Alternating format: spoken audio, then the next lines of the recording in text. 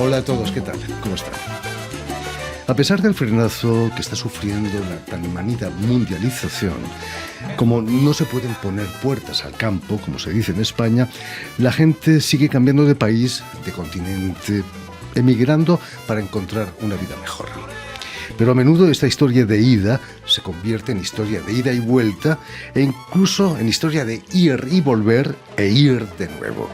Como es el caso de nuestra invitada de hoy, la artista argentina Eulogia Merle, quien acaba de inaugurar una exposición aquí en París.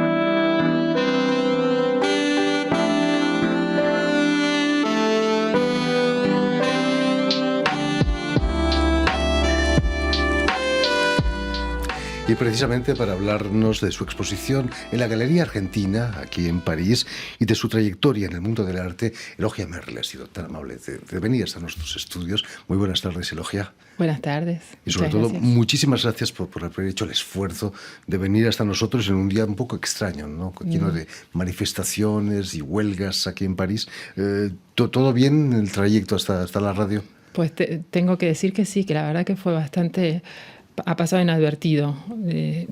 Llegamos hoy y del aeropuerto a donde nos quedamos sin indicios de huelga ni de demoras, y hasta aquí un poco lo mismo. Imagínate. Ahora. Tu exposición la titulas Ir y volver e ir. ¿Es la historia de tu vida, quizás? Sí, es un poco porque ya hace 20 años que vivo en Madrid, a pesar de que los primeros 10 años vivía 6 meses en Madrid, 6 meses en Buenos Aires, haciendo como primavera-verano. y luego, a raíz de ser madre, me tuve como que estabilizar un poco, porque no se puede con un niño pequeño mantener esa forma de vida. Pero realmente esto de la migración, ¿no? Y de asumirse migrante o de asumirse que uno está establecido en un país que no es el suyo de origen, a mí como que me tomó por sorpresa. Nunca decidí vivir en España, irme a hacer una vida en España. Fue algo como que las cosas se fueron dando, pasaron los años y de hecho me costó mucho poder entender, y recién ahora estoy tratando de encontrar un porqué, ¿no? Años de terapia preguntando por qué vivo en España si quería vivir en Buenos Aires, por ejemplo. Por eso también hablo de esto de que en realidad, por lo menos mi forma de emigrar o mi forma de ser una extranjera o ser, no sé, estar en tierra extraña, aunque bueno, después de 20 años ya no sabría. Bueno, es eso un poco, ¿no? Sigo siendo extraña en Madrid tal vez, y ya soy extraña en Buenos Aires, y realmente no es en búsqueda de una vida mejor, porque mi vida en Buenos Aires, soy bastante afortunada y pertenezco a una familia clase media intelectual, digamos, no eran esos mis motores que alguien puede decir, bueno, sí, mira, por una necesidad o por dificultades, ¿no? Persecuciones, realmente no. Pero sin embargo había como una pulsión de buscar algo, ir en búsqueda de algo, y tal vez pertenece más al orden de lo emocional, de los vínculos, de los roles, de las familias, ¿no? A veces a unos... De hecho, yo estoy en Madrid sola, ¿no? Entonces, y mi familia más cercana la tengo a 12.000 kilómetros. Es como ponerse a pensar un poco eso. Sí, pero también es como una necesidad para poder ser, ¿no? Fuera del entorno que a veces lo determina uno, o que a veces puede ser hasta expulsado de la tribu, ¿no? Entonces puede haber dificultades para que uno pueda seguir viviendo donde nació, y que es más complejo que simplemente porque tiene sus cosas buenas y sus cosas malas, evidentemente. Y recién ahora me estoy dando la posibilidad de pensar que tal vez me vaya a fincar en Madrid. Mis amigos se ríen mucho porque yo siempre estoy de paso. Siempre estoy volviendo. Es como abrir un cuaderno nuevo, ¿no? Cuando uno cambia de país. Claro, tienes la maravillosa oportunidad de reinventarte. Exactamente. Entonces, sí. Permíteme, Eulogia, que recuerde a nuestros oyentes que has nacido en Buenos Aires en 1979, donde vas a realizar estudios de Bellas Artes. ¿Qué es lo que te llevó a las Bellas Artes? ¿El dibujo? Quizás esa pasión que tienes por el dibujo. Sí, la verdad que yo vengo de mi madre es artista, a pesar de que ella nunca, digamos, expuso ni se abrió, pero ella tiene una obra que explora de toda la vida y daba clases, tenía un taller en mi casa, en una casa vieja, grande, enorme, un taller maravilloso del tipo de Arno Stern, ¿no? de expresión libre, y yo mamé eso desde pequeña, con el agravante de que era una niña que tenía ciertas aptitudes para el dibujo. Digamos, se puede decir que tengo como ojo, cerebro, mano alineado, y que soy capaz de representar lo que veo desde pequeña. Y eso mi madre es más de la rama, digamos, pictórica, y yo soy más dibujante. Ella para eso era, digamos, fascinante, y entonces yo vengo de un ambiente facilitador. Simplemente nunca dejé de dibujar, y tuve toda mi vida he aplicado al dibujo a diferentes trabajos o oficios que me han dado de comer. Siempre he vivido del dibujo. Es lo que mejor sé hacer, creo. ¿Qué ambiente se respiraba allí en Bellas Artes, en Buenos Aires, claro, a finales del siglo pasado? Claro, justo cuando yo entro a estudiar en Buenos Aires había un momento de cambio, ¿no? Porque estaba todavía el método tradicional del profesorado, ¿no? Con el maestro, ¿no? Y el taller, y los alumnos, ¿no? Los discípulos, y estaba como cambiando a hacer un método más universitario, ¿no? Que haya muchas materias, más alumnos por clase. Y fue un momento muy enriquecedor porque no se nos dio la oportunidad, pero nosotros nos la tomamos solas, de pensar cómo podía ser un modelo ideal de Universidad de Bellas Artes, que la queríamos conectar con las otras artes y juntarnos todos para hacer algo más interdisciplinar y, bueno, maravilloso, y poder darle cabida a los artistas que tal vez no tienen título universitario para dar clases, pero que eran artistas reconocidos. Bueno, y hubo mucho conflicto porque... ¿Cuáles eran vuestros modelos de Escuela de Bellas Artes? ¿Quizás París, quizás Madrid? Probablemente, sí. París más que Madrid, sí.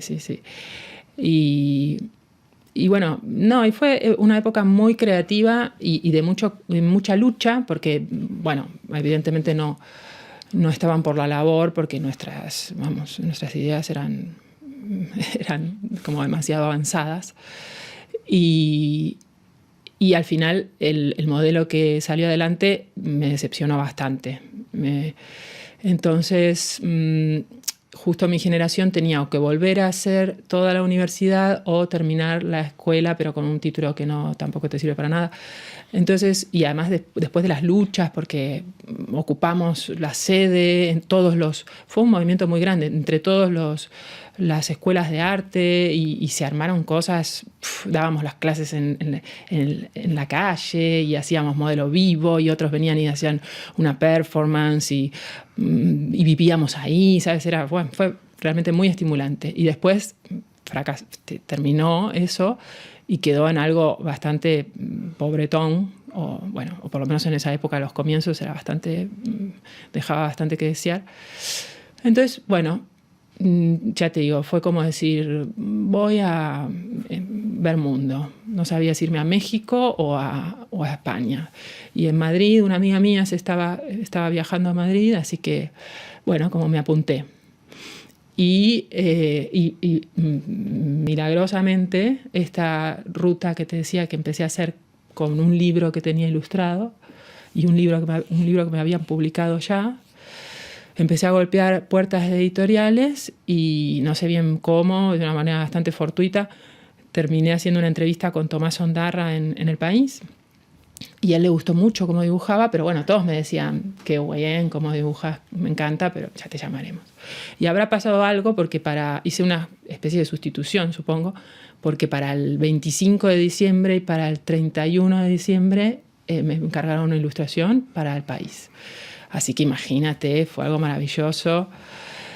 Y yo tengo nacionalidad europea, así que por mi familia, que es de parte de mi madre, son italianos. Entonces fue, bueno, voy a esperar a ver qué pasa, porque esto, imagínate el acontecimiento en un piso compartido que me encargaron una ilustración para El País. Vamos, todo el piso trabajó al unísono para facilitarme la labor. Estaban todos emocionados. Al otro día compramos, no sé, 15 periódicos. Y luego vino la crisis del corralito. Y perdí el pasaje de vuelta, mis ahorros los perdí porque los tenía en el cajero, ¿sabes? Sacaba el dinero ahí, de repente no teníamos más dinero. La gente diciendo, bueno, ya sabes lo que pasó, ¿no? Gente muy angustiada, que no.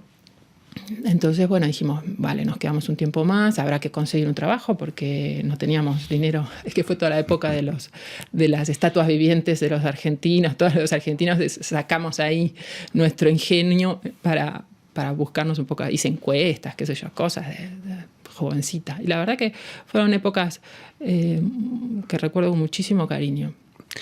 Y después, bueno, se fueron dando después me enamoré, bueno, se fueron dando. No. El trabajo de la ilustración para la prensa es un trabajo periodístico, ¿no? Sí. O quizás psicoanalítico, ¿no? También. Bueno, podría ser. Bueno, es un trabajo de opinión. Ahora, antes trabajé en Babelia muchos años, en Domingo, bueno, en Cultura, en muchas cosas. Pero ahora ya hace muchos años, desde que existe la sección de opinión, no sé cuántos años ya, no sé, 15, 20 años, no, 15. Trabajo en opinión. Entonces es opinión firmada. O sea, no es la editorial, sino que es cuando a un escritor alguien opina y escribe su editorial, ¿no? Entonces, mi sección es un dibujo, es una ilustración del artículo, obviamente, pero es opinión. O sea, no tengo por qué contradecir mi propia opinión. A pesar, o porque hay muchas veces que escribe gente con la que no estoy de acuerdo. Pero, digamos, tengo que hablar del mismo tema, pero la opinión es mi responsabilidad, ni siquiera del periódico. De hecho, alguna vez ha habido alguna polémica, pero entonces sí, es eso, ¿no? Es periodístico, pero también es muy de interpretación, ¿no? Por supuesto. ¿Había que trabajar para El País para que La Nación te llame de Buenos Aires? No, yo creo que había justo, no sé bien cómo, fue un poquito después, sí es verdad. Pero yo antes de irme, antes de hacer esto, ya había hecho alguna prueba o algo para La Nación, pero nadie me llamó. Es que lo de Madrid fue extrañísimo, digamos. Cuando yo llego a Madrid era como un pueblo. Madrid era bastante más cercano y con unas proporciones más humanas. Buenos Aires era una vorágine, una cosa de locos. Entonces, esas cosas como lo que sucedió, eso en Buenos Aires es impensable. Entonces, sí, al poco tiempo empecé, no sé bien, no me acuerdo bien cómo, pero retomé un poco los contactos y trabajó en la misma sección, pero en La Nación, digamos, en opinión. Pasar del papel al lienzo es una manera de liberarte, de hacer lo que no te dejan hacer en una ilustración. Claro. A ver, yo después de bastantes años de trabajar en ilustración, que la libertad que me daba justo era que yo trabajo desde casa, cuando eso no era habitual. Entonces yo podía vivir, por ejemplo, 6 meses en Madrid, 6 meses en Buenos Aires, o me iba de viaje a Venezuela y mandaba la ilustración por mail, ¿sabes? O sea, entonces me la pasé viajando, de farra, como decimos nosotros, divirtiéndome, haciendo mucha vida sí, intensa. Y después, en algún momento, bueno, siempre tenía pendiente el explorar mi propia voz, ¿no? Mi propia obra personal, a ver qué tengo para decir, por qué tengo esto, ¿no? Esta herramienta, estas cualidades, digamos, hasta dónde puedo llegar, o sea, poder cotejarme un poco, y para eso tengo que poner una piedra sobre la otra. Entonces para eso me tenía que asentar, que justo, o casualidad, es que mi vida son todas como unas casualidades, porque en realidad es como, lo divertido es leer la vida de uno de atrás para adelante, porque todo tiene sentido al final. Lo que pasa es que son autoengaños o no sé qué, o formas de no declararlo, pero justo coincidió con mi devenir madre. Cuando yo consigo, porque yo deseaba tener un estudio, un taller en Madrid, consigo una nave diáfana enorme en Usera y quedo embarazada. Entonces fue como el momento de uterino, ¿no? Todo sucedía en ese espacio de creación. Ya sabes que un bebé cada 2 horas necesita, muy lejos no puedes ir porque siempre tienes que estar cerca de, o tiene hambre, o duerme, o come, o qué sé yo. Entonces todo sucedió ahí. Y fue bueno, el gran aprendizaje, la construcción de ese espacio y el afrontar la maternidad, y una crisis muy grande también, en muchos sentidos. ¿Has vivido siempre en el barrio de Usera? En toda la vida que llevo en Madrid, no, pero hace 11 años que estoy en Usera. Sí. ¿Qué tiene de especial Usera? Bueno, Usera... Es el barrio chino, ¿no? Que he leído. Sí. Usera es el barrio chino, está muy cerquita del río donde yo estoy, o sea que es como el extrarradio, pero lo más cercano del extrarradio, y son sitios donde tiene una historia industrial. Entonces, por ejemplo, existen todavía estas naves, ¿no? Estos sitios diáfanos grandes que en Madrid Centro son carísimos y no existen tampoco, solo hay pisos, ¿no? Y es un barrio con mucha personalidad. Hay mucha comunidad china, comunidad latinoamericana, mucha comunidad boliviana. Es interesante, es muy rico. ¿Te has comprometido con la vida social del barrio, quizás? Sí, totalmente desde el principio. Hay mucha comunidad gitana.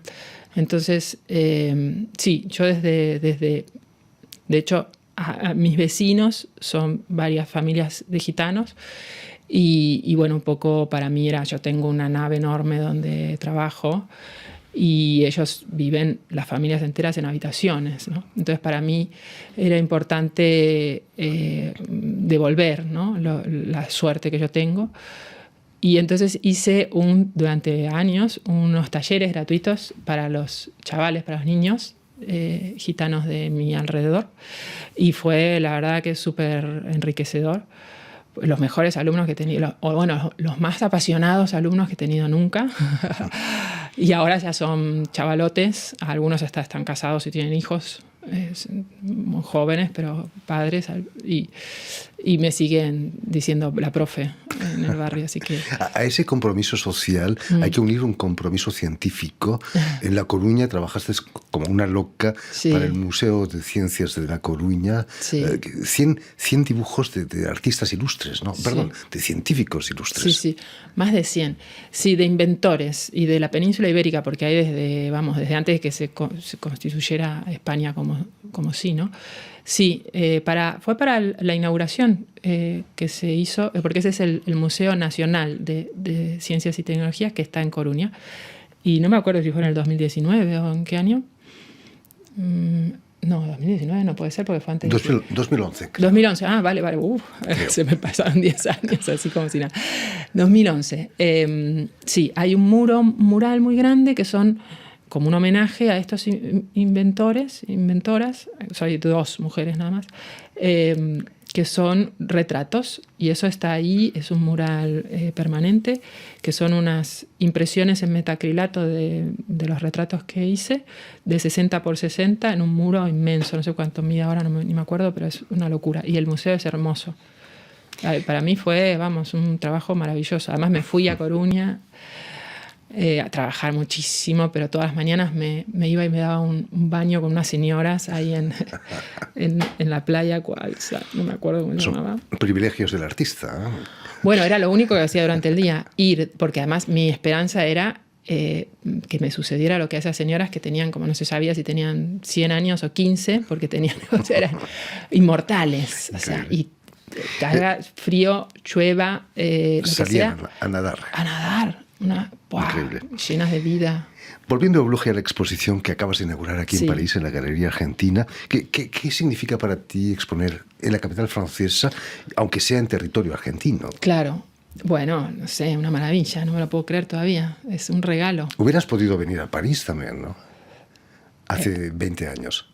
Cuando desembarqué por aquí, a mí ya te digo, estaba muy vinculada con la literatura española, con el arte español, ¿no?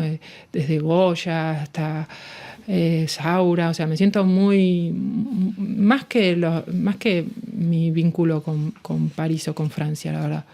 Me siento más identificada, a pesar de que de alguna manera mis ancestros también fueron franceses, pero no sé, no tenía ningún vínculo con Francia. París, con Francia, sí. No. ¿Conocías París ya quizás? No, conocí, ahora de esta vez sí, ya conocía, pero hacía mucho que no venía, hacía muchísimo que no venía, porque un poco toda la época de la maternidad y esto del taller y el útero y construir todo ahí adentro, viajo poco, o sea, voy de un extremo a otro, antes no para viajar, ahora no viajo nada. Bueno, ahora estoy entrando tal vez en otra etapa, mi hijo ya es más mayor, más grande. ¿Qué impresión te ha dado París, a pesar de las huelgas?